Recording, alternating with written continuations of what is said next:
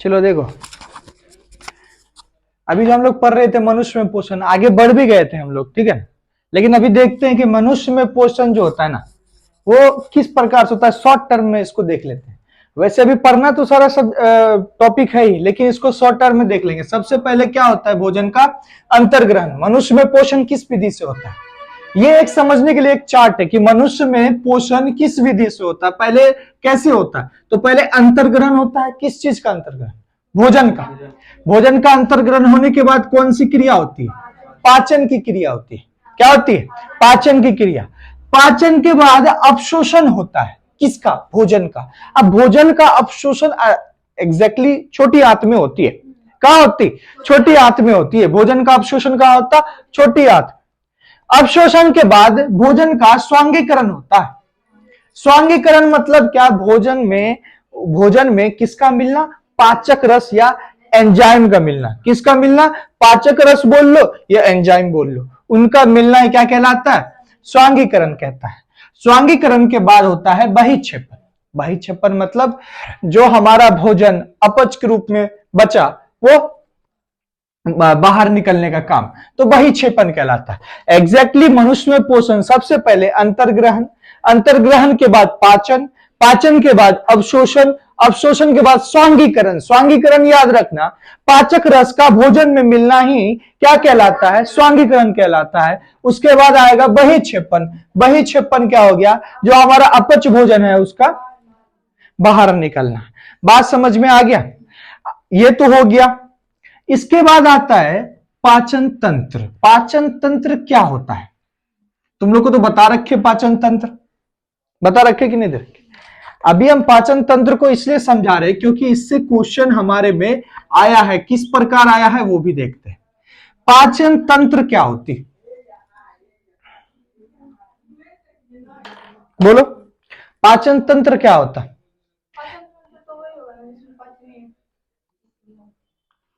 नहीं, आप इसको भाषा में बताना। देखो कैसे, भोजन के जटिल पदार्थ का, किसका भाई? भोजन के जटिल पदार्थ का एंजाइम्स या वो पाचक रस की उपस्थिति में सरल कार्बनिक पदार्थ में बदलना ही, ये क्रिया जो तंत्र करती है उसे हम लोग पाचन तंत्र कहते हैं। बात समझ में आ गया? मेरी बात को थोड़ा ध्यान से समझ लो, याद हो जाएगी। पाचन तंत्र क्या होती है? भोजन के जटिल याद रखना, भोजन के जटिल कार्बनिक पदार्थ, है ना, जटिल कार्बनिक पदार्थ का एंजाइम या फिर पाचक रस में किसमें बदल जाना? सरल कार्बनिक पदार्थ। यानी कि इसको सिंपल सी भाषा में ऐसे लिख सकते हैं हम लोग, भोजन के जटिल पदार्थ, भोजन के जटिल पदार्थ, है ना, ये भाई सब किसमें बदल गए? सरल कार्बनिक पदार्थ, है ना। सरल या जटिल कार्बनिक पदार्थ था, ये किसमें बदल गया? सरल कार्बनिक पदार्थ। बात समझ रहे हो जी? किसकी मदद से? एंजाइम बोल लो या पाचक रस इसको बोल लो, क्योंकि इसका मतलब ये हो गया एक डेफिनेशन जिसको अपना वर्ड दे सकता है तुम लोग। जरूरत नहीं कि हम वर्ड लिखे उसी को छापोगे। पाचन तंत्र क्या होता है? वैसी तंत्र जिसमें कौन सी क्रिया होती है कि वैसी तंत्र जिनमें यह क्रिया हो। कौन सी क्रिया भाई? भोजन के जटिल पदार्थ, जटिल कार्बनिक पदार्थ सरल कार्बनिक पदार्थ में बदल जाते हैं। किसकी मदद से? एंजाइम से, पाचक रस। हाँ, जिस तंत्र में यह क्रिया होती है उसे पाचन तंत्र कहते हैं। बात समझ में आ गया? यह होता है पाचन तंत्र। अब बेसिकली हम लोग पाचन तंत्र को दो भाग में बांटा गया। बात समझ में आया? पाचन तंत्र को कितने भागों में बांटा गया है? दो भागों में बांटा गया है। वो दो भाग क्या है? ध्यान से देखना। पाचन तंत्र है भाई साहब, क्या है? पाचन तंत्र, है ना। पाचन तंत्र मेरा दो भाग में। कितने भाग में? दो भाग में। पहले भाग को क्या बोलते? पहले भाग को बोलते हैं हम लोग आहार नाल। क्या बोलते हैं? आहार नाल। बात तो समझ में आ गई होगी। आहार नाल जिसकी लंबाई करीब 8 से 10 मीटर तक की होती, हम बता चुके। आहार नाल के बाद आती है पाचन ग्रंथि। क्या आती है? पाचन ग्रंथियां। पाचन ग्रंथियां। ग्रंथियां का पहला रूप पढ़े हुए हम लोग लार ग्रंथि के बारे में। जब आहार नाल हम लोग पढ़ रहे, आहार नाल का मेन पॉइंट हम लोग पढ़ रहे थे, क्या पढ़ रहे थे? मुख गुहा, पहला भाग जब हम लोग पढ़ रहे थे, है ना। अब ये थोड़ा डिटेलिंग में चल गया, नहीं तो मुख गुहा हम लोग पहले पढ़ चुके हैं, है ना। तो पाचन ग्रंथियां का, ग्रंथियां में से एक ग्रंथि के बारे में पढ़ चुके हैं, वो कौन थी? लार ग्रंथि, जो कि हमारे मुख गुहा में 3 जोड़ी में पाई जाती है ना। पैरोटिड, सबलिंगुअल, सब मैंडिबुलर, ये 3 प्रकार की ग्रंथियां जो कि सलाइवा उत्पन्न करती है, भोजन को लसलसा बनाने का कार्य करती है, ये हमारे, तो यानी कि पाचन ग्रंथियां में भाई साहब पहला आता है लार ग्रंथि। कौन सी ग्रंथि? लार ग्रंथि। दूसरा आता है यकृत ग्रंथि। क्या आता है? यकृत ग्रंथि। यकृत क्या होता है? लीवर। क्या होता है? लीवर। बात समझ में आ गया। तीसरा आता है अग्न्याशय। अग्न्याशय, अग्न्याशय ग्रंथि, अग्न्याशय ग्रंथि। बात समझ में आ गया। अग्न्याशय का इंग्लिश होता है पेनक्रियाज, है ना।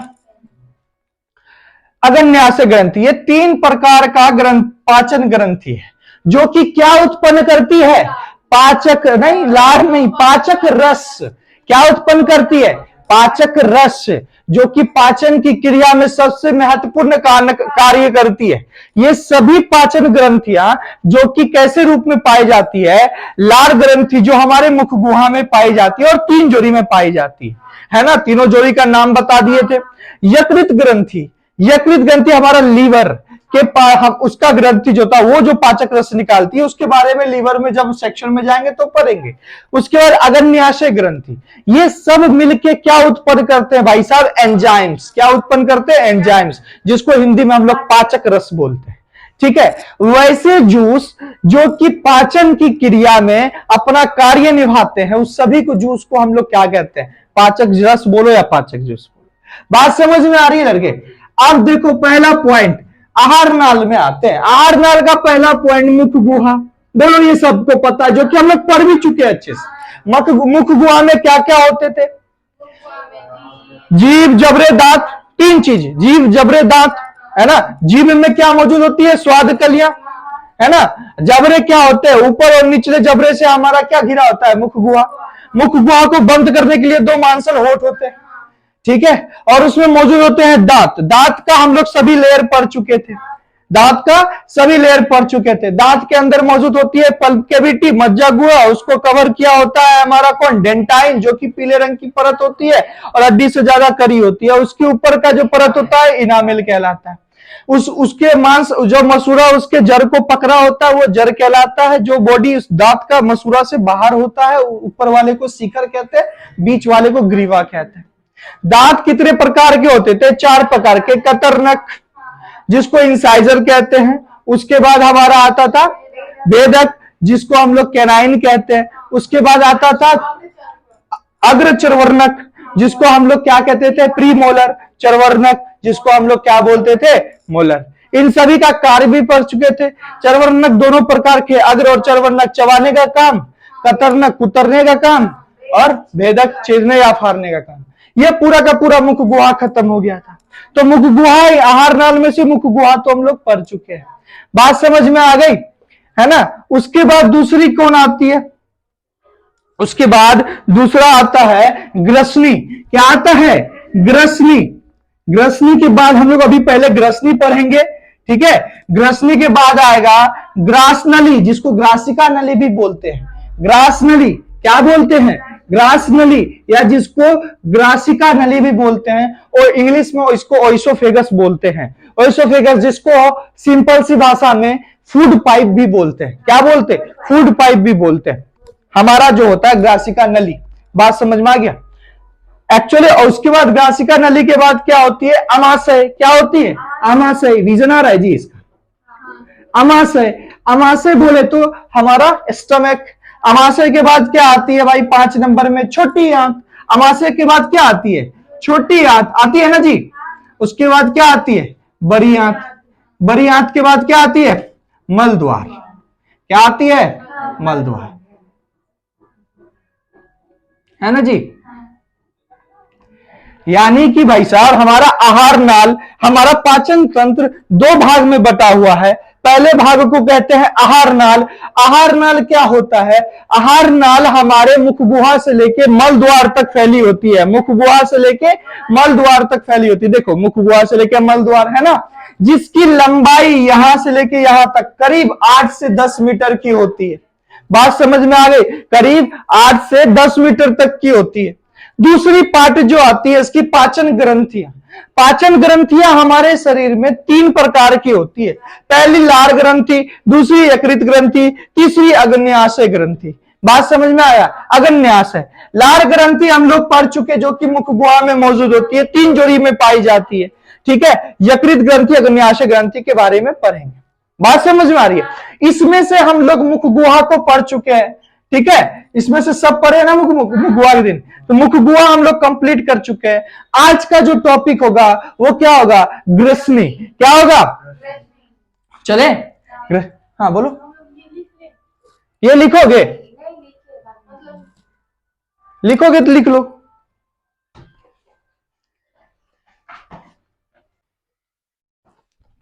देखना, आप जो पढ़ेंगे मुख गुहा का दूसरा भाग। कौन सा भाग? मुख गुहा का दूसरा भाग। मुख गुहा कहते हैं आहार नाल का दूसरा भाग। किसका? आहार नाल का दूसरा भाग, सॉरी। तो उसको कहते हैं हम लोग ग्रसनी। ग्रसनी को इंग्लिश में क्या कहते हैं? फेरिंग्स। क्या बोलते हैं? फेरिंग्स। इंग्लिश में क्या बोलते हैं इसको? फेरिंग्स। इसको हिंदी में कहते हैं ग्रसनी। ग्रसनी क्या होता है? मुख गुहा का निचला भाग कह सकते हैं ना, निचला भाग। ग्रास नली से ऊपर और मुख गुहा के नीचे, मतलब ग्रास नली और मुख गुहा के बीच का हिस्सा, ग्रास नली है ना, और मुख गुहा के बीच का हिस्सा ग्रसनी कहलाता है। क्या कहलाता है? ग्रसनी। ग्रसनी 3 प्रकार के, एक होता है मुख ग्रसनी, दूसरा नासा ग्रसनी, तीसरा अधोग्रसनी। ध्यान से, मुख ग्रसनी मुख से जो निकला, नासा ग्रसनी नाक से जो निकला इधर से, नासा ग्रसनी, मुख ग्रसनी, और अधोग्रसनी यहां पे आके मिला दोनों, अधोग्रसनी। अब मेन बात होता है जो मुख ग्रसनी है ये निगल द्वार में खुलता है। कहां खुलता है? निगल द्वार में खुलता है। या निगल द्वार, इसमें इसका एक उदाहरण ले सकते हैं जो कि ग्रास नली में खुलता है। सॉरी, जो कि ग्रास नली में खुलता है। कहां खुलता है? ग्रास नली। निगल द्वार हमारा दो, इसमें 2 छिद्र होते हैं भाई। ग्रसनी में 2 छिद्र होते हैं। ग्रसनी में कितने छिद्र होते हैं? 2 छिद्र होते हैं। एक छिद्र होता है जो कि निगल द्वार कहलाता है, एक छिद्र होता है जो कि कंठ द्वार कहलाता है। बेसिकली ग्रसनी हमारा बोले ना, ग्रसनी 3 प्रकार का हम लोग ले लेते हैं। क्या क्या ले लेते हैं? मुख ग्रसनी, नासा ग्रसनी, अधोग्रसनी। क्या ले लेते हैं? अधोग्रसनी। अब मेन पॉइंट को ध्यान से सुनना, जो हमारा ग्रसनी होता है ना उसमें 2 प्रकार के छिद्र होते हैं। कौन 2 प्रकार के छिद्र होते हैं? पहला हो जाता है निगल द्वार, दूसरा हो जाता है कंठ द्वार। निगल द्वार को गलेट कहते हैं और कंठ द्वार को ग्लोटिस कहते हैं। बात समझ में आया? ग्लोटिस। अब जो निगल द्वार है ये कहां खुलता है? ग्रास नली में खुलता है। 2 छिद्र है, एक छिद्र खुलता है ग्रास नली में और कंठ द्वार खुलता है श्वास नली में। ग्रास नली वो जिसमें भोजन जाता है, श्वास नली वो जिसमें श्वास जाता है। बात समझ में आ रही है? 2 छिद्र ग्रसनी में। ग्रसनी में कितना छिद्र? 2 छिद्र। बात समझ में आ गया? ये नासा ग्रसनी का जो काम है पूरा यहां तक हो जाता है। मुख ग्रसनी का कार्य जो है यहां तक हो जाता है। अब ये अधोग्रसनी क्या है? अधोग्रसनी एक पट्टे जैसी रचना होती है जो कि जिसको हम लोग एपिग्लोटिस कहते हैं। क्या कहते हैं भाई साहब? एपिग्लोटिस कहते हैं, जो कि कंठ द्वार का पिछला भाग है। क्या है? कंठ द्वार का पिछला भाग है, यानी कि ग्लोटिस का पिछला भाग है एपिग्लोटिस। कंठ द्वार का पिछला भाग एपिग्लोटिस, जो कि भोजन को निगलते के समय एपिग्लोटिस क्या कार्य करती है? श्वास नली को बंद कर देती है, जिससे क्या होता है? भोजन श्वास नली में न जाके ग्रास नली में जाती है। भोजन श्वास नली में ना जाके ग्रास नली में जाती है। तो हमारा क्या कहते हैं? एपिग्लोटिस क्या करती है भाई साहब? कि जब हम लोग भोजन को निगलते हैं तभी एपिग्लोटिस एक पट्टे जैसी रचना होती है, वो कंठ द्वार को क्या कर देती है? ढक देती है, जिससे निगल द्वार में काम होता है और ग्रास नली में भोजन जाता है। कहां जाता है? ग्रास नली में भोजन जाता है। एक्चुअली अब पूरे सामान्य भाषा में ग्रसनी को समझो तो ग्रसनी क्या होती है। ग्रसनी को इंग्लिश में हम लोग फेरिंग्स कहते हैं। क्या कहते हैं भाई साहब? फेरिंग्स कहते हैं। ग्रसनी कितने प्रकार की? 3 प्रकार की, मुख ग्रसनी, नासा ग्रसनी, अधो ग्रसनी। मुख ग्रसनी निगल द्वार जिसको ग्लैट कहते हैं, कहां खुलती है? ग्रास नली में खुलता है, जिसमें भोजन जाता है। जिसमें क्या चीज जाता है भाई? भोजन। नासाग्रसनी, नासाग्रसनी जो कि कंठ द्वार में, ग्लोटिस में, जो कि श्वास नली में खुलता है, जिसको श्वास जाता है। और एपिग्लोटिस एक पट्टे जैसी रचना होती है जो कि भोजन को निगलते समय कंठ द्वार को बंद कर देती है। बात समझ में आ गया कि नहीं आया? यह हमारा दूसरा पॉइंट था किसका? आहार नाल का। पहला मुख गुहा जो कि पढ़ चुके, दूसरा क्या? ग्रसनी जो कि पढ़ चुके। अब आती है तीसरे की बारी, और तीसरा क्या है हमारा? ग्रास नली। क्या है? ग्रास नली। अब उसको देखते हैं, चलो। ग्रास नली है ना। ग्रास नली क्या होती है? जो कि हमारा कौन सा? आहार नाल का तीसरा पॉइंट है, ग्रास नली, जो कि ग्रासिका के नीचे, जिसको इंग्लिश में हम ओइसोफेगस कहते हैं। फूड पाइप कह लो, सामान्य भाषा में क्या बोल लो? फूड पाइप बोल लो। जो कि संक्रिपेशीय नली होती है। एक फूड पाइप नली होती है संक्रिपेशीय, मतलब क्या भाई? उसमें सिकुड़न और फैलाव दोनों होगा। सिकुड़न होगा, फैलाव होगा। सिकुड़न, अब जैसे कि देख, खाना उसमें निगलते हो, खाना जहां पे घुस रहा है वो एरिया फैल जाएगा। फिर वो जैसे खाना नीचे सरका, जो एरिया पहले फैला था वो सिकुड़ जाएगा, फिर दूसरा फैल जाएगा। तो इस तरह से एक तरंग, मतलब क्या बोल रहे? पहले तो ये देख लो कि ये 25 सेंटीमीटर लंबी नलिका है। ये जो ओइसोफेगस की लंबाई होती है कितनी होती है? 25 सेंटीमीटर लंबी नलिका होती है। मुख गुहा से, ध्यान से सुनना, मुख गुहा से लार से सना हुआ भोजन, मुख गुहा में हमारा जो भोजन जो कि लार से समा होता है, निगल द्वार द्वारा ग्रास नली में पहुंचता है। निगल द्वार जो कि हमारा ग्रसनी का 2 कंठ द्वार, ग्रसनी में 2 छिद्र होता था, एक निगल द्वार एक कंठ द्वार। तो ये निगल द्वार द्वारा कहां पहुंचता है? ओइसोफेगस यानी कि ग्रास नली में पहुंचता है। कौन? लार से सना हुआ भोजन। कहां से? मुख गुहा से।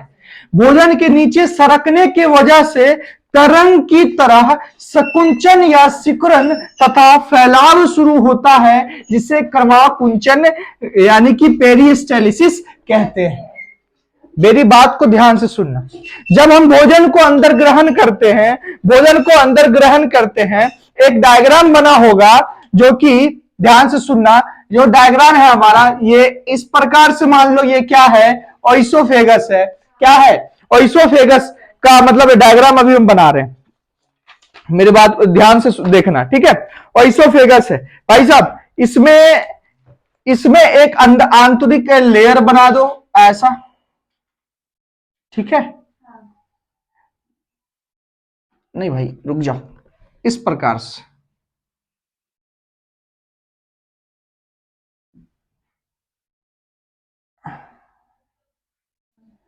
अब यहां पे ध्यान के देखना, अभी इसमें अगर मान के चलो भोजन आएगी, क्या होगी?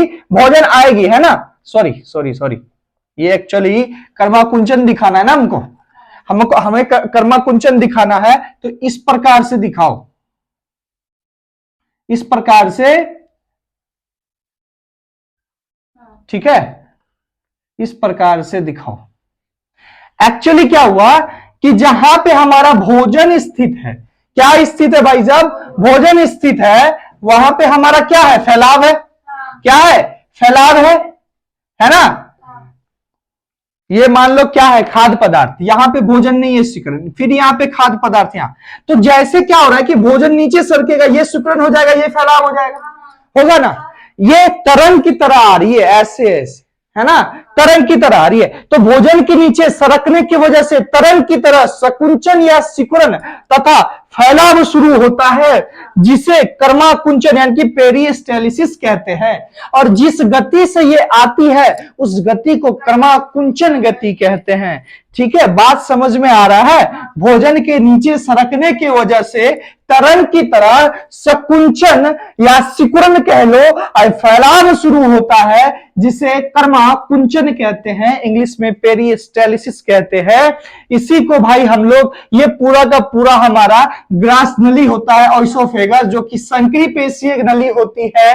ध्यान से सुनना लास्ट टाइम, 25 सेंटीमीटर लंबी नली होती है। मुख गुहा से लार से सना हुआ भोजन निगल द्वार द्वारा ग्रास नली में पहुंचता है। तीसरा, भोजन के नीचे सरकने की वजह से तरंग की तरह संकुंचन या सिकुड़न तथा फैलाव शुरू होता है, जिसे क्रमाकुंचन कहते हैं। बात समझ में आ गई? ये हमारी क्या थी? ग्रास नली, जिसे हम लोग ओइसोफेगस कहते हैं। तो कितना पॉइंट पढ़ लिए? मुख गुहा पढ़ लिए, ग्रसनी पढ़ लिए, ग्रास नली पढ़ लिए। अब बारी किसकी है? अमाशय की। आज बारी है किसकी? अब अमाशय की। चलो अब अमाशय को देखते हैं, ध्यान से सुनना, ठीक है। अब जो पढ़ रहे हैं हम लोग अमाशय के बारे में, है ना। स्टमक, अमाशय जिसका 3 भाग होता है। अमाशय हमारा पेट, है ना, जिसका कितना भाग होता है भाई? 3 भाग होता है। 3 भाग में सबसे पहला आता है जठरागम। क्या आता है? जठरागम भाग, ठीक है, जिसको हम लोग कार्डियक भाग कहते हैं। इंग्लिश में कार्डियक भाग पार्ट कहते हैं। क्या कहते हैं? कार्डियक भाग, जो कि कौन सा? बाया भाग, जहां ग्रासिका नली आमाशय में प्रवेश करती है। तो हम लोग इसको कहते हैं बाया भाग आमाशय का। ये वाला पार्ट जहां पे ग्रासिका नली हमारे आमाशय, ये हमारा आमाशय है पेट, ये ग्रासिका नली आती है ना। ये ग्रासिका नली जहां पे आके प्रवेश करती है ना, वो वाला पार्ट अमाशय का, वो पार्ट जहां पे ग्रासिका नली प्रवेश करती है, उससे हम लोग जठरागम भाग या कार्डियक भाग कहते हैं। वो बाया भाग होता है जहां ग्रासिका नली अमाशय में क्या करती है? प्रवेश करती है। बात समझ रहा है? दूसरा पॉइंट, जिसको हम लोग कहते हैं फंडिस भाग। क्या कहते? फंडिस भाग या फिर फुंडिक भाग। इंग्लिश में उसको हम लोग फुंडिक पार्ट कहते हैं, है ना। ये मध्य भाग होता है। अमाशय का कौन सा पार्ट होता है? ये बीच वाला एरिया होता है, जो कि 80% होता है। सबसे बड़ा एरिया होता है, जो कि कितना परसेंट होता है? 80%। जहां पे भोजन अधिक समय के लिए क्या होता है?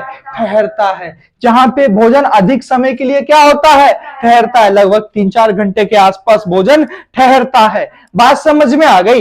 यानी कि जठरागम भाग जहां पे ग्रासिका नली हमारा प्रवेश करता है। दाया भाग, मध्य भाग, जो कि लगभग 80% होता है, मतलब सबसे बड़ा भाग होता है, जहां भोजन अधिक समय के लिए क्या होता है? ठहरता है। अब बात आती है जठर निर्गमी भाग। जहां क्या आती है? जठर निर्गमी भाग, जिसको हम लोग पाइलोरिक भाग कहते हैं। यह भाग दाहिना छोटा भाग होता है, जो कि छोटी आंत से जुड़ता है। मेरी बात को समझना, ये नीचे वाला एरिया अब जाके किससे जुड़ा होगा? छोटी आंत से जुड़ा होगा। वह एरिया किससे जुड़ा होगा? छोटी आंत से जुड़ा होगा। तो वो निचला दाहिना पार्ट को हम लोग क्या बोलते? हम लोग बोलते उसको जठर निर्गमी भाग। इंग्लिश में बोलो पाइलोरिक पार्ट। ठीक है, बात समझ में आ गई? पहला जठरगम भाग, जिसको कार्डिक भाग कहते हैं। तीसरा फंडिस भाग, दूसरा फंडिस भाग, जिसको फुंडिक पार्ट कहते हैं, जो कि मध्य भाग होता है, सबसे बड़ा पार्ट होता है, जहां भोजन अधिक समय के लिए क्या होता है? ठहरता है। यहां जो तुमको खाद्य पदार्थ दिख रही है ना, इस खाद्य पदार्थ जब यहां हमारे फंडिस पार्ट में आती है, तब यहां पे इसको हमारा क्या मिलता है? पाचक रस में हमारा भोजन मिलना स्टार्ट हो जाता है। क्या हो जाता है? मिलना। यहां पे बहुत सारे एंजाइम्स होते हैं। उसके बाद छोटी आंत में जाती है, वहां भी एंजाइम्स होते हैं। वहां छोटी आंत का भी 3 प्रकार है। तो छोटी आंत जब पढ़ेंगे तो पढ़ेंगे वो 3 प्रकार के क्या कार्य होते हैं। अभी तो हम लोग स्टमक पढ़ रहे हैं, तो स्टमक तक रहते हैं। बात समझ में आ गई? यानी कि फंडिक पार्ट में, जो कि 80% का होता है, सबसे बड़ा क्या होता है? एरिया होता है। आमाशय की दीवार पे ये ब्लैक डॉटेड कुछ दिख रहा है तुमको? आमाशय की दीवार पर स्तंभाकार एपिथेलियम। स्तंभाकार एपिथेलियम मतलब स्तंभ क्या होता है? पूरा का पूरा स्तंभ, पिलर समझ लो। स्तंभ आकार एपिथेलियम इसको कहते हैं, जो कि धसा धसा होता है। क्या होता है? धसा धसा होता है। होता है कि नहीं? धसा धसा होता है। ठीक है, हम समझ पा रहे हैं? इसको हम लोग स्तंभ आकार एपिथेलियम कहते हैं, या फिर इंग्लिश में कॉलमनर, है ना। क्योंकि स्तंभ का इंग्लिश क्या होता है? कॉलम, है ना। कॉलम होता है, कॉलमनर स्तंभ आकार, यानी कि कॉलमनर एपिथेलियम। एपिथेलियम बात समझ में आया? ये होता है जो कि किसका निर्माण करती है, जो कि अंदर की ओर धसा होता है, इसका धसक भाग का जो कोशिका होता है, इसका जो धसा हुआ भाग है, इसका जो कोशिका किसका निर्माण करती है? जठर ग्रंथि की निर्माण करती है। किसका निर्माण करती है? जठर ग्रंथि का निर्माण करती है, जिसको आमाशय ग्रंथि भी कह सकते हो, जिसको आमाशय ग्रंथि भी कह सकते हो। इसका धसा हुआ भागों का जो कोशिका है, इसका जो धसा हुआ भाग है, पहली बात तो समझ लो, आमाशय का एक पार्ट होता है, आमाशय की दीवार पर एक स्तंभ आकार एपिथीलियम होता है। क्या होता है? स्तंभ आकार एपिथीलियम होता है, जो कि धसा हुआ रहता है। समझ, एक बार दिमाग में बैठा लो, एक बार में ही हमारे आमाशय की दीवार पे एक स्तंभ आकार, स्तंभ मतलब कॉलम, पिलर के मापे का स्तंभ आकार एपिथीलियम होता है, जो कि धसा रहता है। इसका जो धसा हुआ पार्ट का जो कोशिका है, वो किसका निर्माण करती है? आमाशय ग्रंथि बोलो या जठर ग्रंथि बोलो, जिसको हम लोग गैस्ट्रिक ग्लैंड कहते हैं। जठर ग्रंथि, जठर ग्रंथि है ना, जठर ग्रंथि को हम लोग गैस्ट्रिक ग्लैंड बोलते हैं। कौन सा ग्लैंड बोलते हैं? गैस्ट्रिक ग्लैंड बोलते हैं, जो उसका निर्माण करती है। किसका निर्माण करती है? गैस्ट्रिक ग्लैंड का, यानी कि जठर ग्रंथि का निर्माण करती है। अब मुद्दा यह आता है कि भाई साहब, अगर ये जठर ग्रंथि का निर्माण कर दी, तो जठर ग्रंथि में कौन कौन से एंजाइम्स यानी कि पाचक रस मौजूद होते हैं? जठर ग्रंथि में कौन कौन से एंजाइम मौजूद होते हैं? तो भाई कौन कौन से एंजाइम मौजूद होते हैं? 3, HCl है ना, HCl, पेप्सिन जिसको कहते हो। अब मेरी बात को समझो, पेप्सिन क्यों दिया गया है? आमाशय, पहली बात तो ये समझ लो कि जो जठर ग्रंथि है, उस जठर ग्रंथि में होता है HCl, जो कि निष्क्रिय, ठीक है, क्या मौजूद होता है? HCl, जो कि निष्क्रिय पेप्सिनोजेन को, क्या निष्क्रिय पेप्सिनोजेन को सक्रिय पेप्सिन में बदल देता है। किस में बदल देता है? सक्रिय पेप्सिन में बदल देता है। इसलिए हम लोग उसको HCl ना करके डायरेक्ट पेप्सिन कह देते हैं। बात समझ में? एक्चुअली हमारे जठर ग्रंथि में क्या होता है? हमारे जठर ग्रंथि में अम्ल होता है, HCl होता है, हाइड्रोक्लोरिक एसिड होता है। लेकिन हाइड्रोक्लोरिक एसिड क्या करती है कि पेप्सिनोजेन नामक एंजाइम जो निष्क्रिय अवस्था में पाई जाती है, उसको सक्रिय पेप्सिन में बदल देती है। किसमें बदल देती है? पेप्सिन में बदल देती है। इसलिए जठर ग्रंथि में क्या क्या पाया जाता है? पेप्सिन पाया जाता है, रेनिन पाया जाता है और श्लेष्मा पाया जाता है। पेप्सिन पाया जाता है ना, रेनिन पाया जाता है और श्लेष्मा, जिसको म्यूकस भी बोलते हैं, क्या बोलते हैं? म्यूकस भी बोलते हैं, वो पाया जाता है। तो इनका कार्य क्या होता है? तो हम लोग सीधा इसको पढ़ते हैं आमाशय के कार्य के बारे में। आमाशय का कार्य क्या होता है ना? तो चलते हैं सीधा सीधा यहां पे आमाशय का कार्य देख लेते हैं। बात समझ में आ गया? आमाशय का कार्य देख लेते हैं। देखो, चलो देखो इधर, कार्य क्या देखोगे? कार्य है ना, लास्ट पॉइंट है, आमाशय अब खत्म होने पे है। कार्य, भोजन यहां कितना देर ठहरता है? लगभग 3 से 4 घंटे, 3 से 4 घंटे। बात समझ में? यहां ठहरता है लगभग 3 से 4 घंटे भोजन यहां पे क्या होता है? ठहरता है। बात समझ में आ गया? तक रुकता है या ठहरता है। जठर ग्रंथि में, अब जठर ग्रंथि में यानी कि गैस्ट्रिक, जिसको आमाशय ग्रंथि भी बोलते हैं, जठर ग्रंथि में क्या मौजूद होते हैं भाई साहब? HCl बोल लो, या फिर इसको यहां पे ना बहुत जगह पेप्सिन लिखा होगा। क्या लिखा होगा? पेप्सिन लिखा होगा। घबराने की बात नहीं है। ये HCl क्या करती है ना, निष्क्रिय पेप्सिनोजेन को किसमें बदल देती है? सक्रिय पेप्सिन को, सॉरी माय मिस्टेक, पेप्सिनोजेन को, है ना, सक्रिय पेप्सिन में बदल देती है। बात समझ में आया? बदल देती है। एक्चुअली में पेप्सिन एक तरह का पाचक रस है। क्या है? पाचक रस है। बात समझ में आ गया? पेप्सिन क्या है? पाचक रस है, जो कि पेप्सिनोजेन से आया है। जो कि किससे आया है, पेप्सिनोजेन से आया है, और पेप्सिनोजेन से लाने के लिए उसको परिवर्तित HCl हमारा कर देता है। कौन कर देता है, HCl हाइड्रोक्लोरिक एसिड जो हमारे पेट में है वो पेप्सिनोजेन का जो निष्क्रिय पेप्सिनोजेन था उसको सक्रिय पेप्सिन में बदल देता है। और पेप्सिन हमारा क्या है, एंजाइम है। क्या है, एंजाइम बोल लो, जो कि और क्या बोल लो, पाचक रस। पेप्सिन हो गया, दूसरा रेनिन, दूसरा क्या मौजूद होता है, रेनिन, ये भी भाई साहब क्या है, पाचक रस है। क्या है, पाचक रस है। तीसरा क्या होता है, श्लेष्मा, श्लेष्मा है ना, श्लेष्मा, श्लेष्मा जिसको म्यूकस भी कहते हैं। म्यूकस याद करना थोड़ा मुश्किल होगा तो श्लेष्मा याद रखना। ये भी क्या है भाई साहब, तो जठर रस बोल लो, गैस्ट्रिक जूस बोल लो, या पाचक रस बोल लो, जो बोलना है। जठर ग्रंथि में क्या पाए जाते हैं, जठर रस पाए जाते हैं। कौन कौन से जठर रस पाए जाते हैं, पेप्सिन, रेनिन, श्लेष्मा। पेप्सिन, रेनिन, श्लेष्मा, क्या याद रखोगे, पेप्सिन, रेनिन, श्लेष्मा। पेप्सिन कहां से आया, पेप्सिनोजेन से आया। पेप्सिनोजेन यानी कि निष्क्रिय पेप्सिनोजेन को किसमें बदलना पड़ गया, सक्रिय पेप्सिन में। कौन बदला, HCl हमारा बदला। यानी कि HCl भी इसमें डाल दे तो कोई घबराने की बात नहीं है, क्योंकि वो भी तो होता है मौजूद, होता ही है। तो भाई पेप्सिन का कार्य क्या होता है, पेप्सिन का कार्य क्या होता है बताओ, पेप्सिन का कार्य, पेप्सिन का कार्य प्रोटीन का पाचन। क्या होता है, प्रोटीन का पचना, प्रोटीन का पाचन का काम करता है।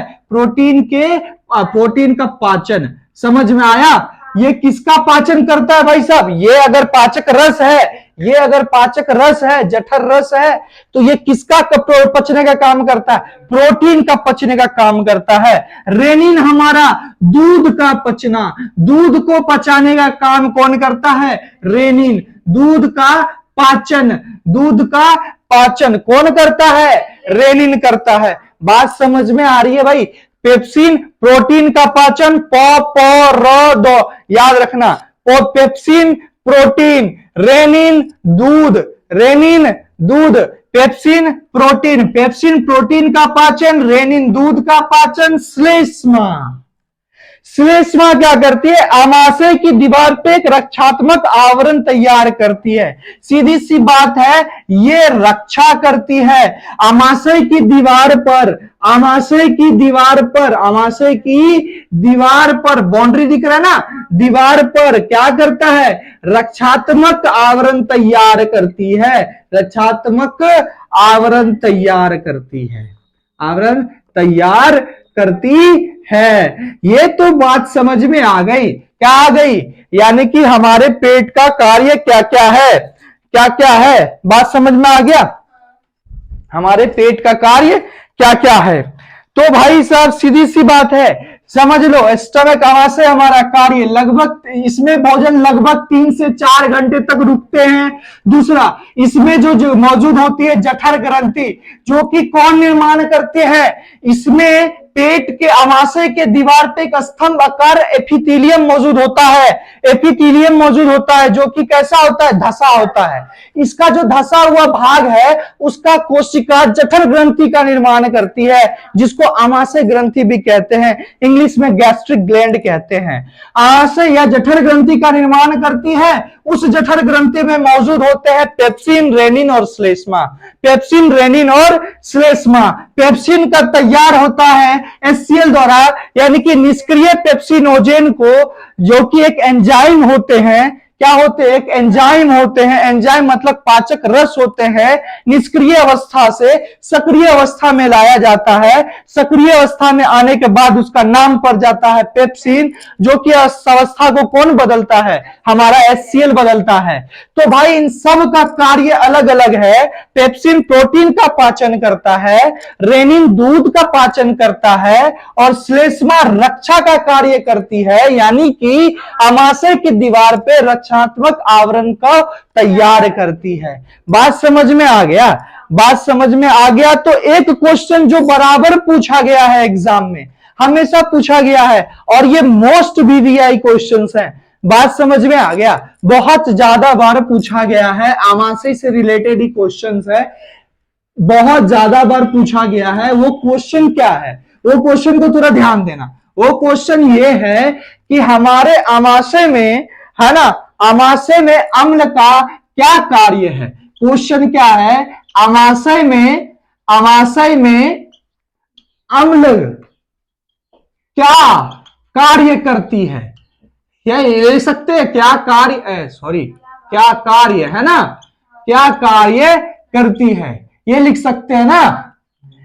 यानी कि ये बराबर पूछा गया है, भाषा चाहे जो भी हो, मतलब सेंस एक ही होता है। या तुमसे ये भी पूछ देगा भाई आमाशय में अम्ल क्या कार्य करती है, या आमाशय में अम्ल का क्या कार्य है, किसी तरह से भाषा कुछ भी पूछ दे, लेकिन मतलब ये है। ये बहुत वीवीआई क्वेश्चंस है, बहुत बार रिपीटेड क्वेश्चंस है, इसलिए हम ये क्वेश्चन तुम लोग के लिए लाए हैं। आमाशय में अम्ल क्या कार्य करती है, किसी को कोई आइडिया आमाशय में हमारा अम्ल क्या कार्य करती है। चलो इसको हम टॉपिक वाइज लिखते हैं, ठीक है, बताते चलते, तुम लोग सहमत हो तो बोलना, बाद में अपना भाषा बना लेना। एरो वाइज लिखेंगे तो पढ़ना आसान होगा, ठीक है।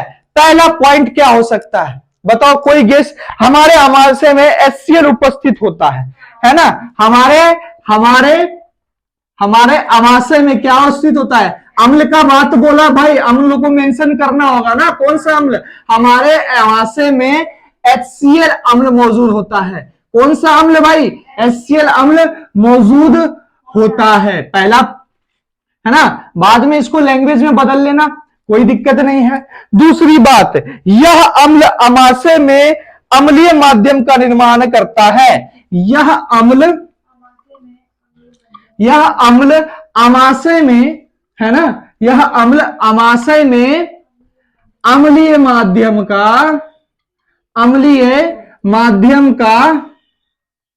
का निर्माण करती है, ठीक है। और अगला पॉइंट क्या होगा, है ना, इसकी मदद से एंजाइम अपना कार्य करता है। इसकी मदद से एंजाइम अपना कार्य करता है ना। देखते चलना क्या क्या आमाशय का क्या कार्य, पॉइंट वाइज लिख रहे हैं ध्यान से, ताकि इसको भाषा में भी बदल सकते हो, या पॉइंट वाइज समझना इजी है। बात समझ में आ रही है। लास्ट में हमारे भोजन में उपस्थित रोगाणुओं को नष्ट कर देता है। क्या कर देता है, हमारे भोजन में उपस्थित, है ना, उपस्थित रोगाणुओं को क्या कर देता है, हमारे भोजन में उपस्थित रोगाणुओं को नष्ट कर देता है ना। और कुछ याद आ रहा, और कुछ भी तुम लोग को, हम तो जहां तक लिख के लाए हैं वहां तक बता रहे हैं। HCl आमाशय के भोजन को पचाने में सहायता करता है। क्या करता है, HCl अम्ल आमाशय में भोजन को पचाने में सहायता करता है। HCl अम्ल आमाशय में भोजन को पचाने में सहायता करता है। अब इतना ही कार्य मेरे दिमाग में है फिलहाल, अगर तुम लोग को और आए तो लिख सकते हो, नहीं तो कोई बात ही नहीं। आमाशय में अम्ल क्या कार्य करती है, मोस्ट वीवीआई क्वेश्चंस है। बात समझ में आए, ये पूछा गया है, इसको हम तर्क वितर्क करके लाए। भाई साहब क्वेश्चन कैसे भी तरीके से उल्टा पुल्टा कर दे, घबराना नहीं है, जवाब यही होगा। पहला, हमारे आमाशय में कौन सा अम्ल होता है, HCl, हाइड्रोक्लोरिक अम्ल होता है। दूसरा पॉइंट, यह अम्ल आमाशय में अम्लीय माध्यम का निर्माण करती है। कौन से माध्यम का निर्माण करती है, अम्लीय माध्यम का निर्माण करती है। उसी अम्लीय माध्यम के वजह से ना पेप्सिनोजन एंजाइम किस में बदलने लगते हैं, पेप्सिन में बदलने लगते हैं, है ना, सक्रिय पेप्सिन में बदलने लगते हैं, क्योंकि वह माध्यम में अम्ल जो है हमारा एक अम्लीय माध्यम का निर्माण करती है, जिसमें पेप्सिनोजन एंजाइम निष्क्रिय पेप्सिन जैसे वहां पहुंचते हैं, किसमें बदलने लगते हैं, पेप्सिन में, सक्रिय पेप्सिन में। इसकी मदद से एंजाइम अपना कार्य करती है ना, इसके मदद से एंजाइम अपना कार्य करती है। एग्जाम्पल में पेप्सिन को ले लो, पेप्सिन में इसी की वजह से बदलता है ना, और वो अपना कार्य यानी कि प्रोटीन का पचना पेप्सिन करता है ना।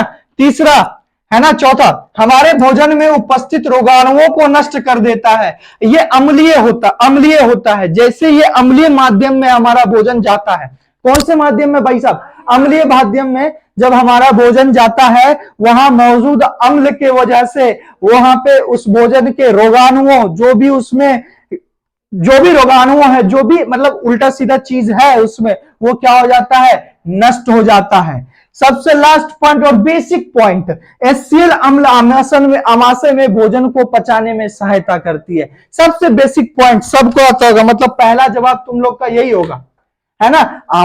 अम्ल हमारा क्या करता है, HCl हाइड्रोक्लोरिक अम्ल आमाशय में भोजन को पचाने में क्या करता है, सहायता करता है। बात समझ में आ गई। यानी कि आज हमारा आमाशय खत्म हो गया। क्या हो गया खत्म, आमाशय खत्म हो गया। ये मोस्ट बीबीआई क्वेश्चन है, इसको लिख डालो। ये तुमको बहुत बार पूछा गया है और ये क्वेश्चन आएगा, इसकी गारंटी तो है, ठीक है। नहीं तो नॉलेज के लिए तो इतना पता ही है। बात समझ में आ गई। आज की क्लास बंद करते।